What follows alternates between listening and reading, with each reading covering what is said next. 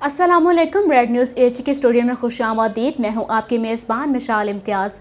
हुकूमत पंजाब ने Punjab small industries corporation के अम्ब्रेला के नीचे एक कर्ज स्कीम का ऐलान किया है, जिसके तहत पंजाब के बासियों यानी कि वो लोग जो कि पंजाब में रहते हैं या पंजाब के किसी भी ज़िला का डोमिसाइल रखते हैं, वो इस स्कीम के तहत कर्ज हासिल कर सकेंगे, वो इस स्कीम से फ़ायदा उठा सकेंगे। लेकिन याद रहे कि फ़ायदा जाहिर सी बात है कि आप कर्ज की सूरत में ही उठाएंगे, और कर्ज चाहे जितना भी हो आपको एक ना एक दिन वापस करना ही पड़ता है।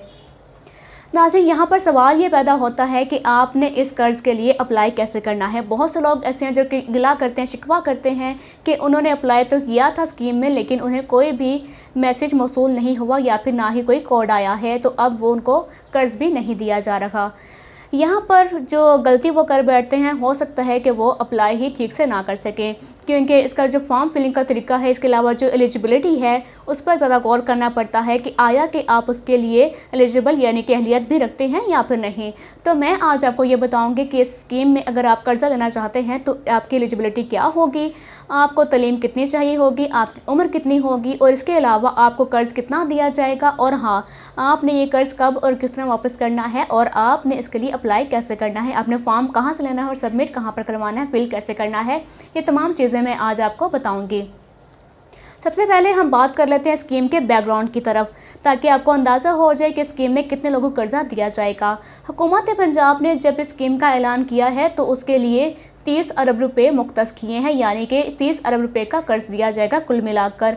और इस 30 अरब के बजट में 16 लाख ख़ानदानों को कर्ज दिया जाएगा। अब हम बात करेंगे कि इसके लिए आपका कौन सा बिज़नेस है जो आप देंगे, प्लान देंगे, तो आप इसमें कर्ज हासिल कर सकते हैं। याद रहे कि आपने अपना बिज़नेस प्लान देना है, उसके बाद ही आपको कर्ज दिया जाएगा। अगर आपके पास बिज़नेस प्लान मौजूद नहीं होगा तो आपको कर्ज भी नहीं दिया जाएगा। मैं आपको बताती हूँ कि आपने कौन सा बिज़नेस प्लान देना है जो कि हुकूमत पंजाब कबूल करेगी। अगर आप काश्तकार हैं, फार्मर हैं, लाइफ स्टॉक में काम करते हैं, तो आपके लिए बहुत ही बड़ी खुशखबरी है, क्योंकि हुकूमत पंजाब ने जो एलिजिबिलिटी क्राइटेरिया रखा है वो एग्रीकल्चर है, लाइफ स्टॉक है। यहाँ पर याद रहे कि वज़ीर आज़म इमरान खान साहब ने ऐसी स्कीम का ऐलान किया था जिसके तहत ख़वातीन को मुफ्त मुर्गियाँ दी जा रही थीं।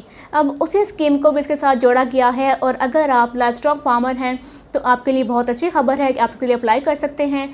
लेकिन अगर आप फार्मर नहीं हैं और एग्रीकल्चर के साथ आप मुंसलिक हैं तो भी आप इसके लिए अप्लाई कर सकते हैं। यहाँ पर याद रहे कि आपने जब अपना बिज़नेस प्लान बनाना है तो आपने हाई डेंसिटी का ज़रूर लाजमी मेंशन करना है। हाई डेंसिटी कहा जाता है कि आपने कम रकबे में आप ज़्यादा पैदावार कैसे हासिल कर सकते हैं।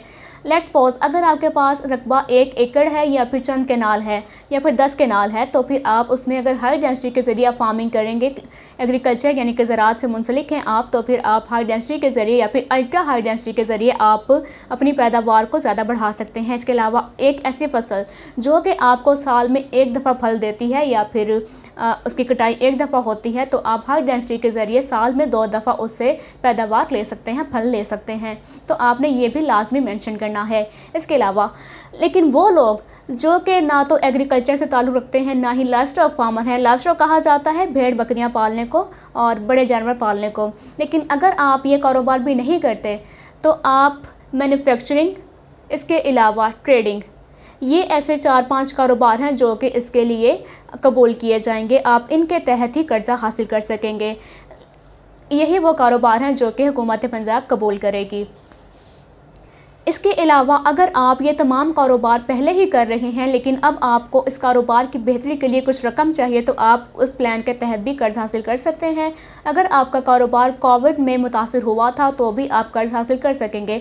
लेकिन अगर आप स्टार्टअप लेना चाहते हैं, इससे पहले आप कोई कारोबार नहीं कर रहे, तो आपने अपना बिज़नेस प्लान देना है इन्हीं कारोबार के हवाले से। तो आप दोबारा से हुकूमत से कर्ज़ लेकर आप अपना कारोबार शुरू कर सकते हैं। अब हम बात करेंगे इसके लिए एलिजिबिलिटी की, कि आपकी अहलियत क्या होने चाहिए। यहाँ पर याद रहे कि आपके पास पंजाब के किसी भी ज़िला का डोमिसाइल होना लाजमी है। आपके लिए लाजमी है कि आप पंजाब के शहरी हों। आपके लिए लाजमी है कि आपने पंजाब हुकूमत से कर्ज़ा हासिल करना है तो आपने कारोबार भी पंजाब में ही रहकर करना है। ऐसा नहीं मुमकिन कि आप पंजाब हुकूमत से कर्ज़ लें और आप सिंध में जाकर कारोबार शुरू कर दें या फिर किसी और मुल्क में या फिर किसी और सूबे में जाकर कारोबार करें, तो आपको इस चीज़ की भी इजाज़त नहीं दी जाएगी। पंजाब का कर्ज़ आप पंजाब में ही इन्वेस्ट कर सकेंगे। इसके बाद अगर बात की जाए आपकी उम्र की, तो जो कम से कम उम्र होगी वो 20 साल है और ज़्यादा से ज़्यादा उम्र आपकी 50 साल है। इस उम्र के दौरान के तमाम लोग इसके लिए अप्लाई कर सकेंगे। तलीम की बात की जाए तो अगर आप यूनिवर्सिटी से फ्रेश ग्रेजुएट हैं तो आपके लिए बहुत सुनहरी मौका है। इसमें यूथ को ज़्यादा प्रेफर किया जाएगा और यूनिवर्सिटी के फ्रेश ग्रेजुएट्स को इसमें कर्ज दिए जाएंगे, तो आप अप्लाई कर सकते हैं। यहाँ पर स्कीम की जो सबसे मज़े की बात है, जो मुझे लगी है बहुत ही खुशी की बात है, वो ये कि इससे कबल जो स्कीम्स आती थी उनमें सिर्फ और सिर्फ मर्द और ख़वातीन को कर्ज दिया जाता था, लेकिन इस स्कीम में जेंडर की बात की जाए तो ट्रांसजेंडर और डिसेबल ट्रांसजेंडर और वो लोग जो कि मजदूर होते हैं वो भी इस स्कीम में अप्लाई कर सकते हैं, उनको भी कर्ज दिया जाएगा। तो ये बहुत अच्छी खुशी की खबर है। अब मैं आपको बताऊंगी कि आपने कितनी रकम का कर्ज़ आप उनसे ले सकते हैं हुकूमत पंजाब से। तो आप इस स्कीम के तहत 1 लाख से 10 लाख तक और 10 लाख से लेकर आप 1 करोड़ तक के कर्ज़े हासिल कर सकते हैं। जितने आप चाहते हैं आप उसमें कर्ज़ ले सकते हैं। 1 करोड़ इसकी हद है। अगर बात की जाए इसके इंटरेस्ट की, तो इसका जो इंटरेस्ट है वो बहुत ही माकूल रखा गया है। इसका इंटरेस्ट सिर्फ और सिर्फ 4% है। 4% इंटरेस्ट 1 लाख से लेकर 10 लाख के कर्ज तक है। अगर आप 1 लाख कर्ज लेते हैं या फिर 10 लाख देते हैं तो आपने 4% इसका इंटरेस्ट देना है, यानी कि 1 लाख के पीछे आपने 4,000 रुपये देने हैं। लेकिन अगर आप 10 लाख से ज़्यादा कर्ज लेते हैं तो फिर आपने जो आपका इंटरेस्ट लगा वो 5% हो जाएगा। आपने 1 करोड़ तक का जो कर्ज़ा होगा आपका वो 5% इंटरेस्ट पर होगा, यानी कि 1 लाख के बचे 5,000 रुपये आपको देने पड़ेंगे। आपने घबराना नहीं है। आप इन तमाम जो इंटरेस्ट है आप इसकी अदायगी 2 से 5 साल के अरसे में कर सकते हैं। लेकिन यहाँ पर याद रहे कि अगर आप कर्ज़ की अदायगी की जो मुकर्ररा तारीख़ होगी, अगर आप उस पर कर्ज़ की अदायगी नहीं करेंगे तो फिर आपके लिए बहुत बड़ा मसला पैदा हो जाएगा। मसला इस तरह पैदा होगा कि फिर आप पर जुर्माना आयद किया जाएगा और वह जुर्माना बहुत ज़्यादा है। उसमें आपको 1,000 रुपये के पीछे 1 रुपया आपको पड़ जाएगा। तो ये आप खुद ख्याल कीजिए कि अगर आप 10 लाख रुपये भी कर्ज़ लेते हैं तो आपको 1,000 के पीछे 1 रुपया देना पड़ेगा। तो ये आपकी बात बहुत आगे तक चली जाएगी, तो आपको जुर्माना बहुत ज़्यादा देना पड़ेगा। इसलिए यकीनी बनाइए कि आप मुकर्रर तारीख पर ही कर्ज़ की अदायगी कीजिए। एक और बात भी शेयर करते चलूँ कि अगर आप मर्द हैं और आप ये कर्ज़ हासिल करना चाहते हैं तो इसके लिए 20% जो इन्वेस्टमेंट है वो आपने करनी है। अगर आप मर्द हैं, आपका जेंडर मेल है, तो आपने 20% इन्वेस्टमेंट आप करेंगे और बाकी की 80% इन्वेस्टमेंट जो है वो हुकूमत पंजाब करेगी। लेकिन अगर आपका जेंडर फीमेल है या फिर ट्रांसजेंडर है या फिर डिसेबल है तो फिर आपकी जो इन्वेस्टमेंट होगी वो 10% आप करेंगे और बाकी की 90% हुकूमत पंजाब करेगी। अब मैं आपको बताऊंगी जो कि इस प्रोग्राम का बहुत ही अहम पार्ट है, वो ये कि आपने इसका एप्लीकेशन फॉर्म कहाँ से लेना है और आपने इसको फिल कैसे करना है। नाज़रीन, इसके लिए जो वेबसाइट का एड्रेस है वो इस वक्त आप अभी टीवी स्क्रीन पर देख सकते हैं। जो एड्रेस मैं आपको दे रही हूँ साथ में आप बोल भी देती हूँ ताकि आप इसको सुन भी लें, और वो ये है HTTPS, और वो एड्रेस ये है https://ROZGAR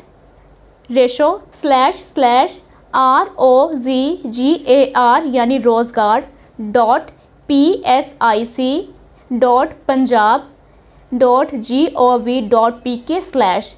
नाज़रीन, ये इस वेबसाइट का एड्रेस है। इसको आप एंटर करेंगे तो आप डायरेक्ट फॉर्म पर पहुंच जाएंगे और इसी प्रोग्राम के डिस्क्रिप्शन में भी ये वाला इसका जो लिंक है मैंने दे दिया हुआ है। आप यहां पर क्लिक करेंगे तो आप डायरेक्ट पहुंच जाएंगे अपने फॉर्म को फिल करने के लिए। इसके बाद का जो तरीक़ाकार है आपको बताती चलूँ कि जब आप इस एड्रेस को एंटर कर देंगे तो वहाँ पर आपने फिर क्या करना है। अगर आप इस पोर्टल पे पहले साइन इन है, यानी आपका पहले अकाउंट बना हुआ है, तो फिर आपने दोबारा से अकाउंट नहीं बनाना। लेकिन अगर आपके पास अकाउंट नहीं है तो आपने अकाउंट पर क्लिक करना है और वहाँ पर आपने अपना अकाउंट बनाना है। जो चीज़ें आपने वहाँ पर मेंशन करनी है वो आपका फुल नेम होगा, आपका ईमेल एड्रेस होगा, इसके अलावा आपका CNIC नंबर होगा और आपने आगे अगर आप देखेंगे तो CNIC का ऑप्शन फिर से आएगा, यानी कि रिपीट करने का। तो आपने वहाँ से दोबारा फिर से रिपीट करना है। याद रहे कि आपने CNIC अपना गलत नहीं करना, एक नंबर भी आगे पीछे ना हो गलती से भी। इसके बाद आपने अपना फ़ोन नंबर देना है और हाँ, फ़ोन नंबर आपने वो देना है जो कि आपने कन्वर्ट नहीं कराया। बाज़ औक़ात आपके पास जो सिम है वो यूफ़ोन की आप ले आते हैं और आप कन्वर्ट करते हैं टेलीनॉर पर या फिर जैज़ पर, तो आपने कन्वर्टेड नंबर हरगिज़ नहीं देना। अगर आपका नंबर कन्वर्टेड होगा तो सॉफ्टवेयर के तहत आपको कोई भी मैसेज मौसूल नहीं होगा, इसलिए आपने नंबर अपना ओरिजिनल ही देना है, कन्वर्टेड हरगिज़ नहीं डालना।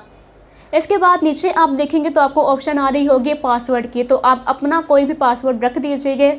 पासवर्ड रखने के बाद आप ख़ुद को रजिस्टर्ड कर दीजिए। उसके बाद आप चले जाएंगे नेक्स्ट पेज पे। नेक्स्ट पेज पर आपने ख़ुद को दोबारा से लॉगिन करना है। लॉगिन करने का मतलब ये होगा कि आप ही हैं, ठीक है। इसके बाद आपने अपना जो अकाउंट आपने ख़ुद बनाया है, अपना नाम और अपना पासवर्ड जो रखा था आपने उसी पासवर्ड और उसी नाम के तहत ही ख़ुद को लॉगिन करना है। आगे जाकर लॉगिन करने के बाद आपके पास ऑप्शन आ जाएगी फॉर्म की, तो आपने वहाँ पे फॉर्म पर क्लिक करना है।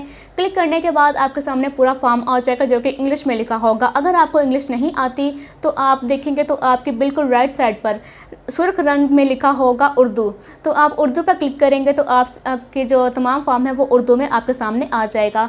उस पर आपकी तमाम शराइत और इंस्ट्रक्शंस लिखी होंगी और आपने उनको केयरफुली रीड करना है ताकि कोई भी चीज़ आपसे मिस ना हो जाए, या फिर आप किसी भी चीज़ पर जिस पर आप इत्तेफाक ना करते हैं आप उस पर क्लिक कर दें, तो आप इसको लाजमी पढ़ना है। वहाँ पर क्लिक करने के बाद आपने तमाम शराइत को पढ़ लेना है। इसके बाद नीचे आप देखेंगे तो वहाँ पर आपको एक मार्क दिया जाएगा येस का, आप वहाँ पर येस करेंगे। येस करने का मतलब ये है कि हाँ, मैंने ये तमाम हिदायत पढ़ ली हैं और मैं इस पर इत्तेफाक करता हूँ या करती हूँ। उसके बाद आपने एंटर कर देना है, यानी कि आपका वो फॉर्म क्लियर हो जाएगा, आपका वो पहला प्रोसेस क्लियर हो जाए। उसके बाद आप डायरेक्ट जाएंगे फॉर्म पर। फॉर्म पर जाने के बाद आपसे जो सवाल पूछे जाएंगे ये वो सारे के सारे वही होंगे जो कि फॉर्म पे मेंशन होते हैं, जैसे कि आपका नाम है, आपका कारोबार है, आपका पेशा है, आप कहाँ से ताल्लुक़ रखते हैं, आपका ज़िला है, CNIC है, आपकी पिक्चर्स चाहिए होंगे वहाँ पर, याद रहे या फिर यकीनी बनाइएगा कि पिक्चर्स आप वही उस पर लगाएँ जो कि आपके ID कार्ड पर भी लगी होंगी, और आपने अपने ID कार्ड की कॉपीज़ भी वहाँ पर साथ अटैच करनी है। और आपको ये तमाम फॉर्म ऑनलाइन ही सबमिट होना है। इसके अलावा इस फॉर्म की 2000 रुपये फ़ीस भी है जो कि आपका चलान फॉर्म इशू होने के बाद आप सबमिट करेंगे, जो बैंक का नाम दिया जाएगा। और हाँ, ये जो 2000 रुपये फ़ीस है ये नॉन रिफंडेबल है, यानी कि आपको ये वापस नहीं दिए जाएंगे। इसलिए इसका मकसद ये होता है कि इसमें शफाफियत रहे और सिर्फ वही लोग अप्लाई कर सकें जो कि इसके वाकई मुस्तहिक हैं। हर कोई एरा गरा इस पर अप्लाई ना करे, इसलिए इसकी फ़ीस रखी जाती है। 2000 रुपये इसकी फ़ीस है जो कि आपने हुकूमत पंजाब के दिए गए बैंक में आपने सबमिट करवानी होगी। ये था इसका बहुत ही सिंपल सा प्रोसेस। आपने चलान फॉर्म लेने के बाद, आपने सबमिशन करवाने के बाद आपने इन तमाम डॉक्यूमेंट्स की स्कैन का सॉफ्टवेयर एक अवेलेबल होता है प्ले स्टोर पर, आप वहाँ से डाउनलोड कर लीजिएगा और आपने अपने तमाम डॉक्यूमेंट्स की स्कैन कॉपी, जैसे कि ये आपके पास अगर लेट्स सपोज आपका ID कार्ड है तो आप इसको स्कैन कीजिएगा और आपने यही पिक्चर वहाँ पर अपलोड करनी है, स्कैन दोनों साइड की।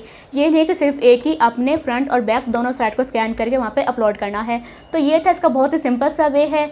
अगर आप चाहते हैं कि आप इस स्कीम में अप्लाई करें तो नीचे इसका लिंक भी मौजूद है, वहाँ पर क्लिक करेंगे तो आप डायरेक्ट पहुँचेंगे इसके फॉर्म पर। तो नाज़रीन, यह था आज का प्रोग्राम, उम्मीद है आपको बहुत पसंद आएगा। इजाज़त दीजिए, खुदा हाफिज़।